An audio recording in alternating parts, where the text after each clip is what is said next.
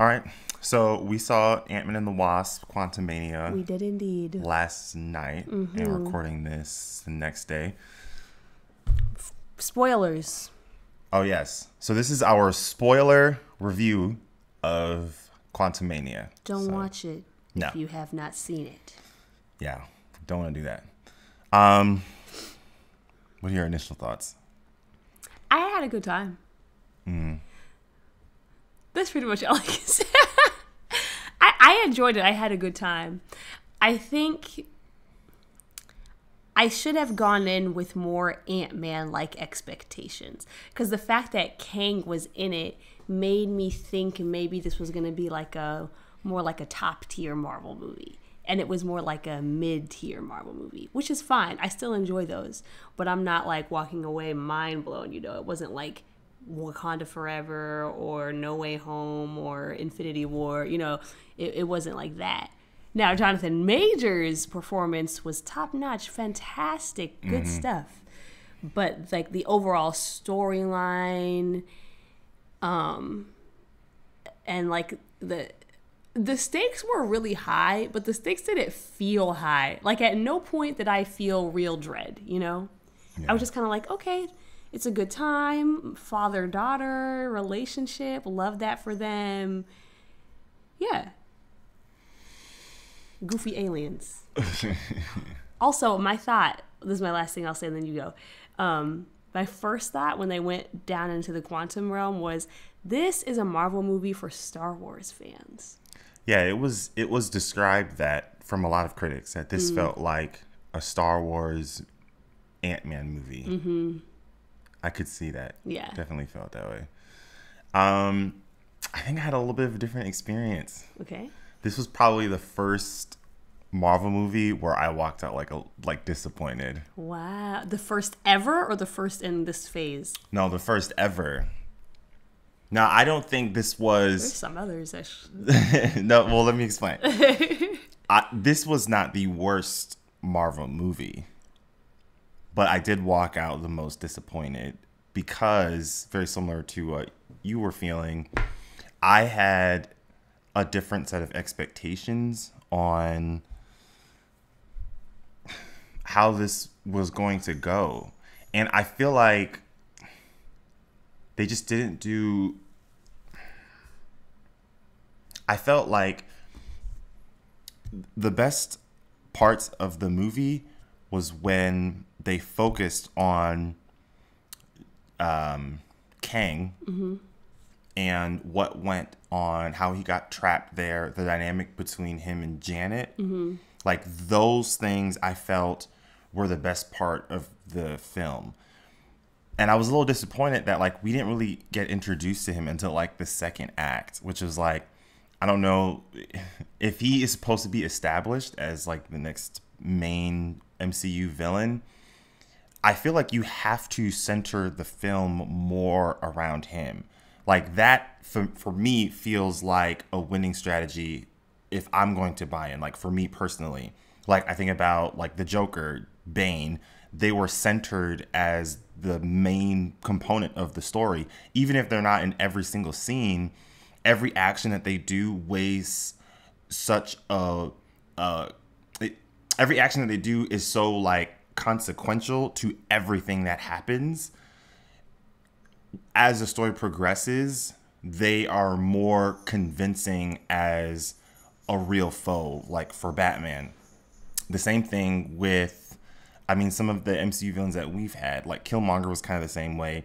The actions that he's been a part of, he's done things that like still carry weight even in Wakanda Forever. You know what I mean? Thanos, the entire Infinity film was really centered around him.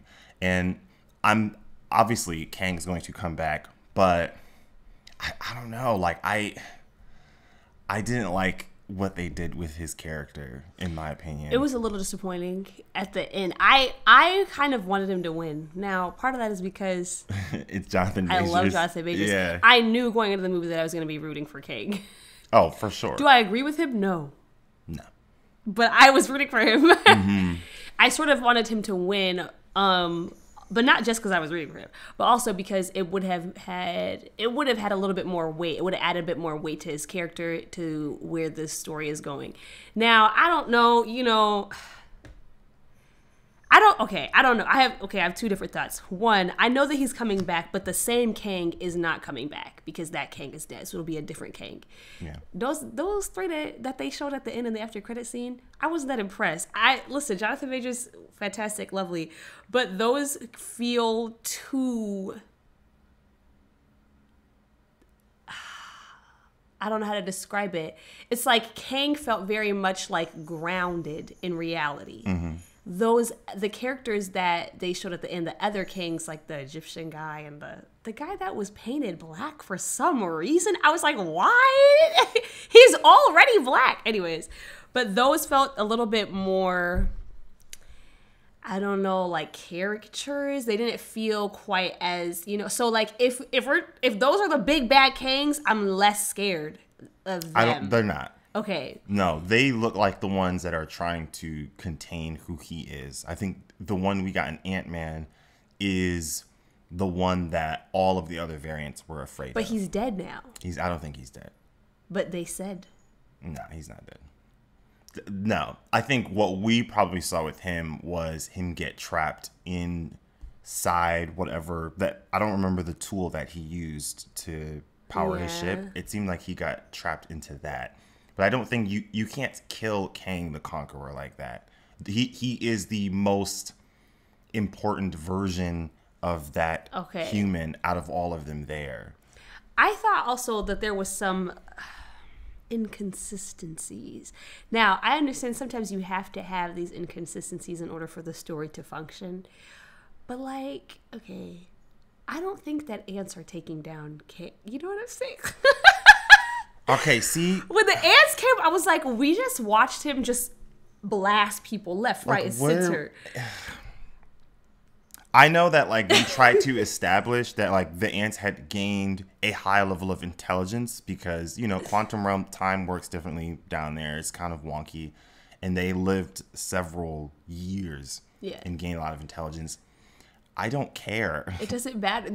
The way that they built Kang up as somebody who has taken out entire timelines and it doesn't add up. And he loses to ants. And it felt like in order for the story to end in a way that Ant-Man and his crew could be successful, they had to pick and choose when Kang the Conqueror was going to be Kang the Conqueror. You know, when Ant-Man blows up Bing for the first time, he starts marching over and Kang starts to panic. I was sitting in the theater I just feel like this guy doesn't have to panic about this. He just told us 30 minutes ago that he's beaten the entire Avenger squad multiple times. He doesn't care if Ant-Man blows up into a giant and starts stepping on shit. Right. If he's killed Thor, I don't understand why he would be afraid of a giant Ant-Man. Or I don't know. Zap him like you zapped everybody else. I don't know. And then so he watches and he panics and he gets get him, we shoot him down, and then they do, in a very that is a normal thing to see in a superhero movie. The villain sort of becoming kind of a, I don't know, just kind of anxious. A joke. Yeah, towards the end, right? It's just kind of how could you? And it's kind of very over exaggerated. And I don't mind it. I understand the genre that we're in, but it wasn't consistent. That was the issue. It felt weird. And knowing how they're trying to build him up in the future also made me have higher expectations for him in this film. So it was a little jarring, I would say, and a little inconsistent within the story. Yeah, I think that's kind of how I felt when you mentioned the tone. The stakes didn't feel high because I think we needed more Kang. Mm-hmm.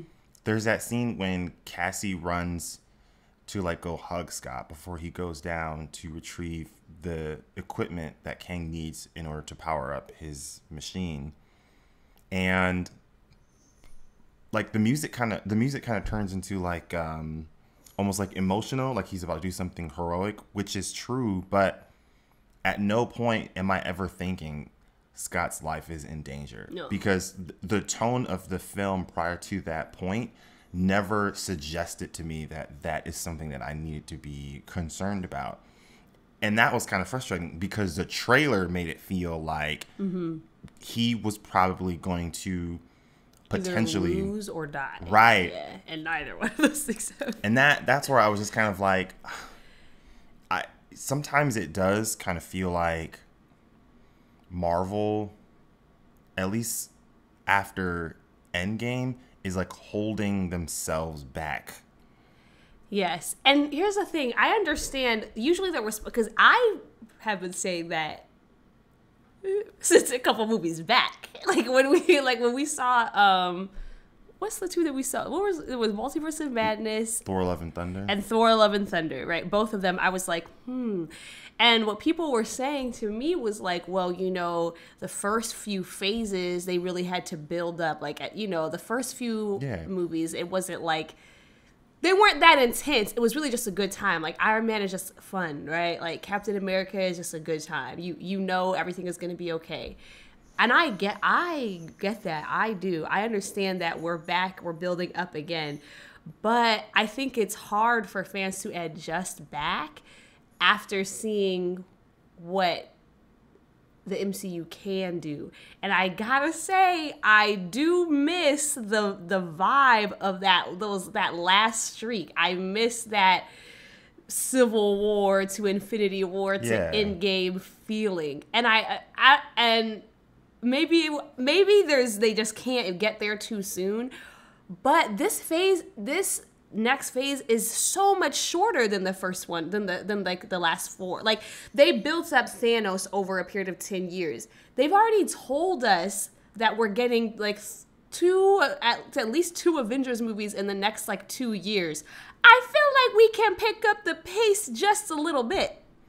Yeah, I think part of the problem is there's just been an inconsistency in quality. Like, I think that's really where the issue comes in, because if everything was great to excellent in Phase 4, right? You look at some of the ones that really stand out. So obviously Spider-Man No Way Home, there's Wakanda Forever, there's Shang-Chi, TV shows. I think people generally agree WandaVision and Loki were the best TV shows. And then you had other things that like Werewolf by Night, which was like excellent in my opinion. I don't think people would be having these concerns if everything else stayed at that standard. And for some of the movies, it's felt like it's gone below the standard. Where like even for like movies like Captain Marvel in the previous phases, it was not like it wasn't like a terrible movie, but it's not getting 51% on Rotten Tomatoes like this movie has gotten. Like Eternals got like a 47%. Even like prior to Phase 4, the movies that we considered bad weren't getting these low scores, and I don't know if we can just like keep ignoring that. You know what I mean? Like, the consistency is kind of throwing me off, and the TV shows were the first thing that had me a little worried, because it almost feels like there isn't enough story for them to tell. Like, I don't even understand now looking back, like, what was the purpose of this Ant-Man movie? We are already established by who Kang was from Loki, and we're clearly getting more of Loki. I mean, we're clearly getting more of Kang in season 2 of Loki. So now I'm even more confused with like, what's the sort of purpose of Ant-Man in this film? Like, you established a quantum realm, and unless that pays off as something significantly important later on, now I'm starting to wonder, like, what was the purpose of like having this movie even made? I feel, is the problem that they don't have enough story, or that they have too much? Because I feel like another thing that is happening is the first 3 phases from Phase 1, like, well, I don't know from like the very, I don't know if people knew. I get some people knew from Iron Man 1 that they were like building to something, right? I didn't realize that. I found out they had a post-credit scene. Yeah, that's right. Okay, but. And it wasn't perfect. If you go back and watch, there's some inconsistencies and stuff. Like, they kind of retcon some stuff. Like, whatever. But they did at least know, okay, we have our 3 core people. We're building this whole thing around Iron Man, Captain America, and Thor. And we're going to introduce each of them on their own. You get attached to them. You get to know them. You fall in love with these characters. And then we team them up together. And then we build up to, like, this big thing. And it kind of, like, worked. So even when there was, like, dips in quality, like... the second Thor movie that I can't remember the name of, Dark World. I mean, like, people are like, that kind of sucked. But, like, overall, you kind of knew where things were heading and where they were going. I think what they did is they introduced a lot of these characters that we have now through other characters, which is fine when they're side characters. But then you also have to, like, let us love them on their own and make them feel important, right? So, like, Ant-Man's movies being how they were was cool when Ant-Man was just kind of, like, doing his side mission off to the side. You know, like, like, his stories were kind of like, you're going to go watch them. It's like, whatever. They're not that essential to what's happening, right? Even with him going to the quantum realm and becoming important in Infinity War or in Endgame, you could have watched Endgame without seeing that Ant-Man movie and been like, oh, okay, so that happened. And then been, like, completely fine. So it was fine that his movies were like that. But now, if you're trying to make him a part of something core and central, you got to step your game up a little bit. And I feel like that same problem might happen with some of the other characters that they've tried to introduce in the shows. First of all, there's a lot of them. Like, there's so many of them that they can't all matter. Like, they're doing a lot of things at one time, and at varying degrees of quality, like you were saying. So if you want them to really matter and for us to, like, really care about them, it's going to be a little bit tougher, I think. But I don't know if it's to me, it's less about do these matter versus is this a good production. To me, they're connected. To me, if the thing, I feel like in the past it was like things that didn't matter quite so much. It was like it's okay if they were like a little off, because it's like whatever. The core people driving the story, though, the things that were like driving and moving this ship forward, they had to be good for us to be bought in and care. But that isn't how it went down, though, because the first 2 Thor movies were like average, and then Dark World was subpar. That's fair, but they really made up for it with Ragnarok. That's true. I just kind of feel like it feels like Marvel is like loosening their grip on how intentional they're being with their storytelling. And like, I know that like Kevin Feige isn't as like, he's not as like micromanagey. Hands-on is probably the better word. He's not as hands-on as like he was in the previous phases, because like, you know, they're trying to build something larger. And so in order to do that, you got to give a lot more autonomy to some of the directors. I just think that like the autonomy you can give to the Russo brothers and Kevin Feige, and you just can't do that with everyone, because there's merit in directors. Yeah. I also think, though, I think it becomes harder for everything to feel streamlined and consistent in quality and style. Like, doesn't have to be like the same style, obviously, but like cohesive when you have so much going on. I mean, I hear that, and maybe I just think if they were good, like it's not just about with Ant-Man that, oh, this is stretched too thin and because there's so many things happening. I just think that was just a bad movie. No, I'm not saying within movies there's too much going on. I'm saying across they're doing a lot at one time. But that shouldn't dip the quality, in my opinion. I'm not saying it should. I'm just wondering if that is contributing to it. Maybe, yeah. Because it's like like the CGI is always like a big thing with VFX because like they are doing too much, and like if you're doing too much, the VFX team can't do create everything like to like quality. the best. Yeah. Yeah, that's true. And and also I guess it's like you were saying, because people just can't be paying as close attention. Like the decision makers, like can't be paying as close attention to everything that's going on. Yeah. I do think that if they were to just really, if you want to tell all these stories, tell all these stories. Like, I'm really happy to see like Miss Marvel, and like, you know, like I'm glad that we're choosing to expand and allow like other characters in. It's been good. It's been fun. But I do think that like you really need to like double down on like these people are connected over here, and maybe they're gonna do that and they just haven't done it yet, because like we kind of have been predicting like, okay, this group of people like is gonna be doing this thing and this group of people is gonna be doing this thing, and like in their like separate hubs. But maybe you need some like head oversight within those, you know what I'm saying? There is. Okay. I guess we're probably seeing those things differently. I am fine in learning piece by piece on how these things are connected, even on a micro level.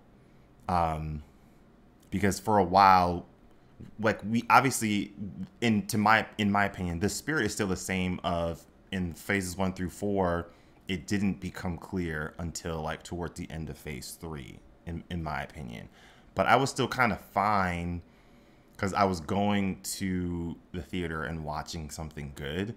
I think it is heightened now because it's heightened now because it's bigger and the quality has dipped. No, I am in agreement. I'm trying to speak to why the quality might dip. That's what I'm trying to. Yeah. But I do think it is possible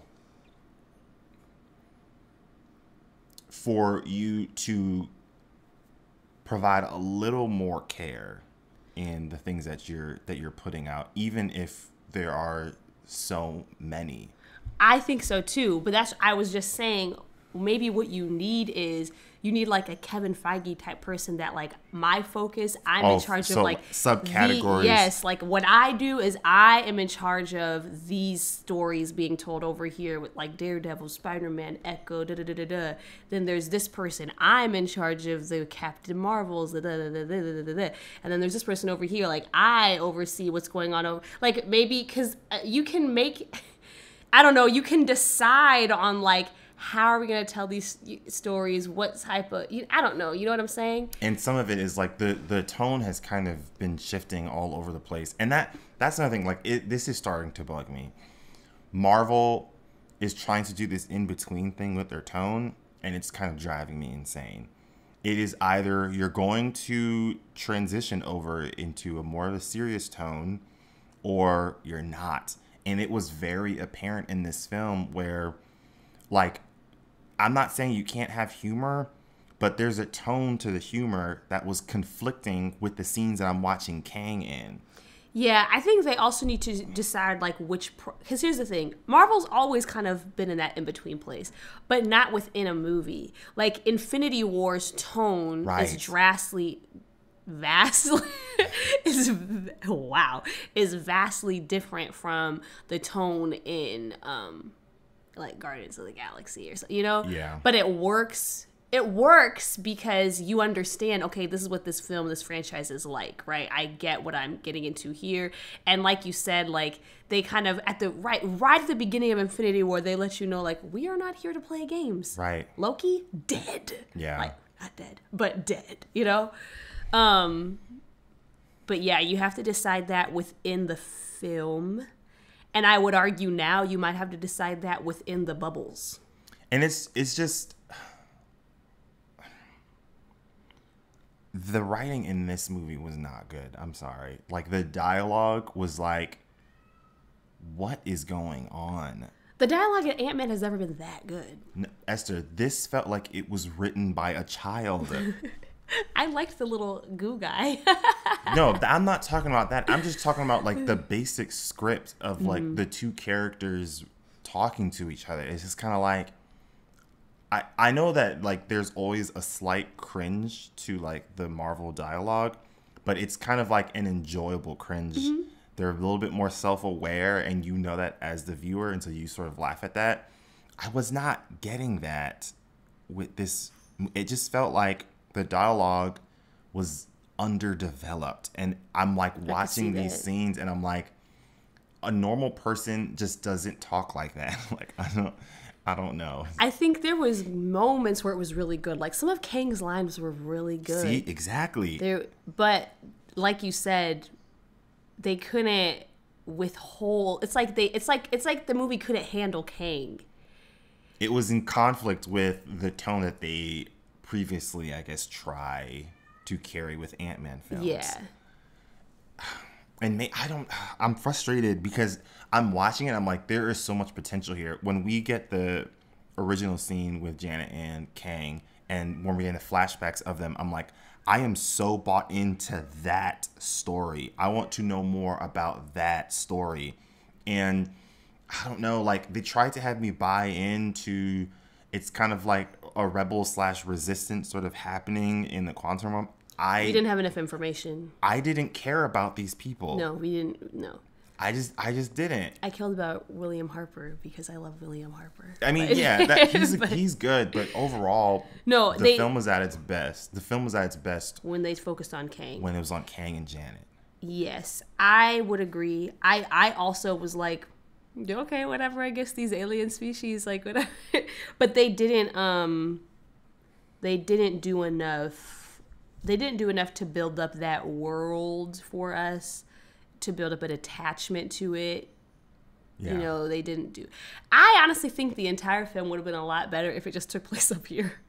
The stakes would have just automatically been higher if it was like, oh, Kang is trying to ruin our universe. Yeah. Versus like this quantum realm that, like, it's not like I don't care if these people die, but like, I just don't.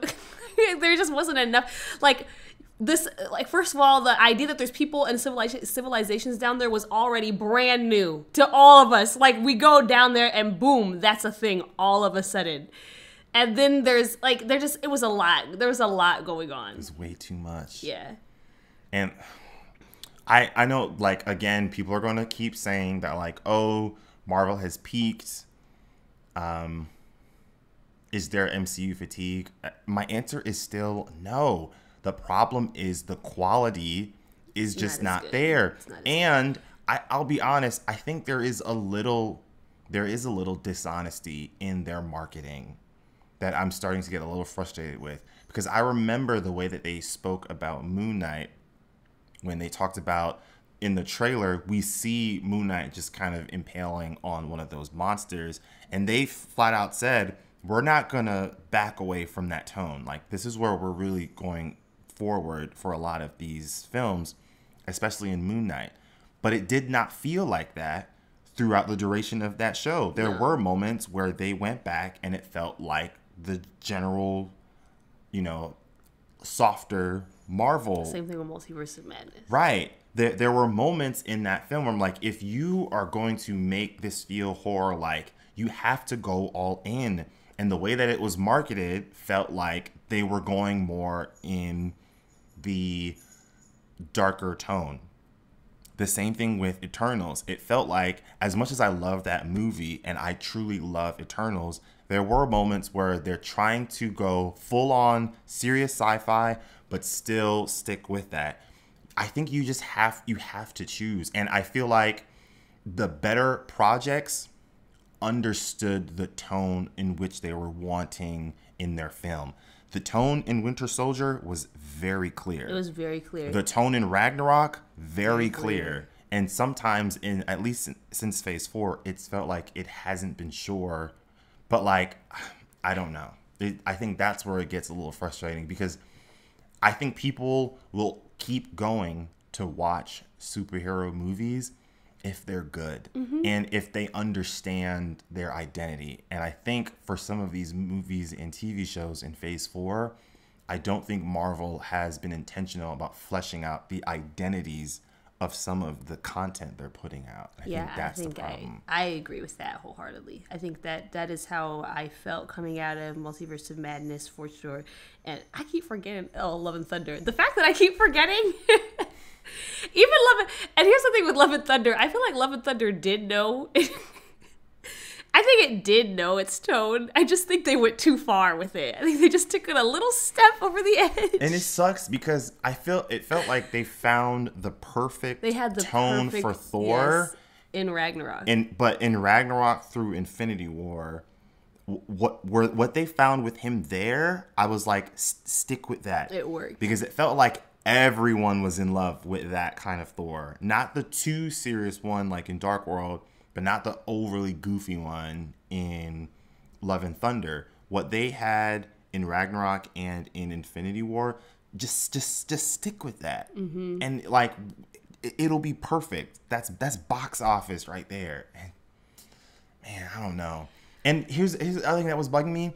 The tone, granted, it's a little bit more serious because of the nature of the film with Wakanda Forever. But even that movie felt more serious. And that I appreciate it again. It's just like, dude, I don't know, man. That's true. I think that's the common factor. Is do they just make a decision of this is how we want this movie to feel and then just go with it? I'll be curious to see how Guardians of the Galaxy is, because they are advertising it as a bit more serious. I'd say more emotional. More okay, fair. Like more sad. Yeah. You know. So I'll be, and it's still what's his face? James Gunn. Okay, he hasn't promising. Missed. I think that's also it too, man. So I think what they really need to do is they need to say this is the director for this franchise, and that is the person that does all of them. I mean, that's what kind of worked with Captain America. The Russo brothers did Winter Soldier, and then they stuck with it in Civil War. But then they also did Infinity War and then Endgame, and so that I think is partly why that trio was those movies were like very similar in tone. Yeah, so maybe that's also what they really need to do is be like, even if it's like either you're saying this director always directs these movies, like what they did with Ryan Coogler and Black Panther. Like anytime a Black Panther movie comes out, Ryan Coogler's gonna do it. Yeah. So you do that, or you say these movies function as a unit, and so we need a cohesive theme, a cohesive style and vibe to take us through them. So even if they're not from the same, like it's not all Black Panther movies or it's not all Spider-Man movies or whatever, they are a story that moves together, and so we need to have one person take us through that journey. Yeah. And I mean, I know we can sort of wrap up here, but it's at like it's in the 50s with critic score. It's in the 80s with audience score. I'm not buying too much into Rotten Tomato too much, but I don't think we should just ignore the purpose of critics. Yeah. Because I sort of have seen that narrative sort of grow, and I'm not saying that you shouldn't go to a theater and formulate your own opinion. But I recognize there are people who know more about movies than I do. When I'm watching one of my favorite critics, Chris Stuckman, on YouTube, when he's breaking down a film, I can immediately tell that this guy knows more about movies than I do. And the things that he points out, he is able to articulate what I'm feeling inside while I'm watching. Mm-hmm. And that I can appreciate when I am, watching a professional in this particular field. I don't think we should just sort of write that off whenever we get a low rating for superhero movies, because sometimes the things that they point are valid, and sometimes it can kind of come across as they're a little bit out of touch. But there are instances where I'm reading some of the criticisms and I'm like, yeah, they kind of have a point. And it's not like they always, that that there is a little bit of merit to what they say, because usually, not always, but a lot of the time, their reaction to it at least moves in the same direction as the audience reaction. So like, most people agree like Winter Soldier, Civil War, Infinity War, Endgame are like some of the best Marvel movies that we've seen. Critics, from my memory at least, also agreed. Yes. They gave those higher ratings. Yes. Yes. So like it's not like they're always just like superhero movies suck and they're all they don't do that. They acknowledge when a film is good. I think for the same reasons that moviegoers can, is that they understand. We understand what these films are supposed to do and what they're not supposed to do, and so we know when they do what they're supposed to do. Right. Yeah. And we also have to be honest. I see it all the time online when the critic score of a film or a TV show is like super high. We do use that to validate the moviegoer experience. I use that sometimes as an argument tool when I'm having debates on movies. I'm going to pull up the critic score. And so like we also have to be honest with ourselves that like we do value the opinions of critics, because sometimes that's the first thing we go to. Like I get anxious when what's the thing called? It's like a block that they put on the review. That's gonna bug me. It's what's the term?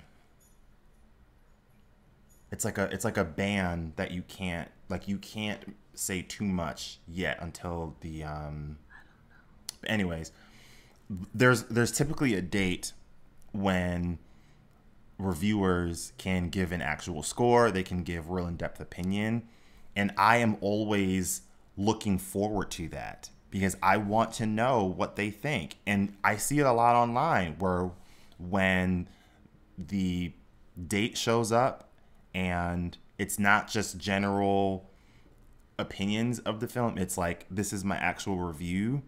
People are always online. I see them talking about it on TikTok, on YouTube, on Instagram, on Twitter, because it does matter. Mm-hmm. And I don't think we should just ignore all that and say just formulate opinion for yourself. Yes, that is true, but there is merit in films to some degree. It is all subjective. Yes. Mm-hmm. Film is an art and a lot of it is subjective, but like some things are better than others. Yes, we can acknowledge that. You can also acknowledge, like, I really enjoyed this and I know it's not that good. You know, sometimes that's true. That's how I feel about the first Suicide Squad movie. I know it wasn't that great, but like I had a good time watching that movie. So yeah, I guess there's that. Because there's a clear difference that I've seen. We saw it with Eternals, the film critics review and the film audience score were vastly different. The same thing with Black Adam, and it's shaping out to be the same thing with Ant-Man and the Wasp Quantumania. I think the scores sometimes with fans is, did I have a fun time? And that's going to indicate like what I rate it. Mm-hmm. And we're not always saying, was this something that I would say is a well-crafted story being told for the big screen? I think those are two different categories that fans aren't always differentiating, in my opinion. Yeah. And I guess it's not necessarily our job to differentiate. No, but it's not. Yeah. Yeah. But sometimes it kind of seems like, look at this score and look at that score. Critics are out of touch. You only say that when they don't agree with us. And I don't think that's fair. Yeah. All right. Well, thank you so much for tuning in, and we'd love to hear your opinions on Ant-Man and the Wasp, and thank you all for listening. See you next time. Jonathan Major, we love you. Yeah, Jonathan Majors, I'm sorry for your back, bro, because I know you carried that film. So, can't wait to see you again. All right, see you guys. I didn't realize it was almost 3:30. Yeah. That's to go. That bus